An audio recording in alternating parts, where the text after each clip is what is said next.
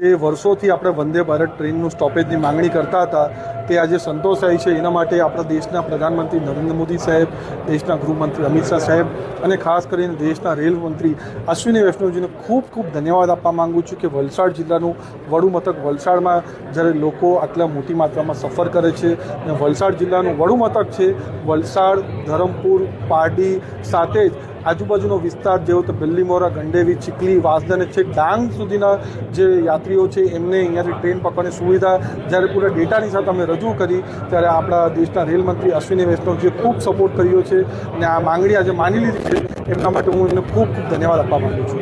આગામી સમયમાં વલસાડ જિલ્લાના જે રેલવેના પ્રશ્નો છે એના માટે જી, આપણા જે ખાલી વલસાડ સ્ટેશન જ નહીં પણ પૂરા વલસાડ જિલ્લાના દરેક સ્ટેશન ચાહે વલસાડ હોય, પારડી હોય, વાપી હોય કે પછી આપણું ઉમરગામ હોય, બધા જ ટ્રેનના અલગ અલગ પ્રશ્નો છે. બધા ટ્રેનના અલગ અલગ પ્રશ્નો છેલ્લા એક વર્ષથી અવારનવાર આપણા દેશના રેલમંત્રી અશ્વિની વૈષ્ણવજી અને દેશના રેલ અધિકારીઓને મેં રજૂ કર્યા છે અને એમને સારી રીતે સપોર્ટ પણ કરે છે.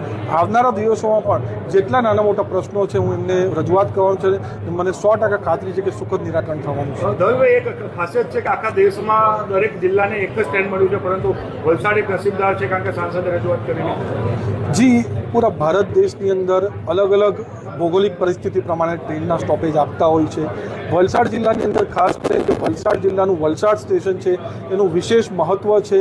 રેલવેમાં પણ વિશેષ મહત્ત્વ છે. અહીંયા એમની હોસ્પિટલ પણ છે. આટલું મોટું પૂરું વલસાડનું જે આપણું DRM છે એનું સ્ટાફ પણ અહીંયા રહી છે અને જે ટ્રાફિકની અવર જવર જોઈને વલસાડના ખાતે પણ અહીંયા ટ્રેન સ્ટોપેજ આપ્યું છે. એના માટે અશ્વિની વૈષ્ણવજીને ખૂબ ખૂબ ધન્યવાદ આપવા માગું છું. તમને જાણીને ખુશી થશે કે IRCTC પર જેવી આ આપણે વંદે ભારત ટ્રેન લિસ્ટ થઈ એના અડધો કલાકની અંદર જ બધી ટ્રેનની ટિકિટો વેચાઈ ગઈ. એ બતાવે છે કે વલસાડમાં કેટલી ડિમાન્ડ વંદે ભારતની હતી અને આવનાર દિવસમાં પણ સારામાં સારી ટ્રેનને ખાસ કરીને જે મારા અપડાઉન કરતા યાત્રીઓ છે એના માટે અમે બધા સાથે મળીને રજૂઆત કરીને આગામી દિવસમાં વલસાડ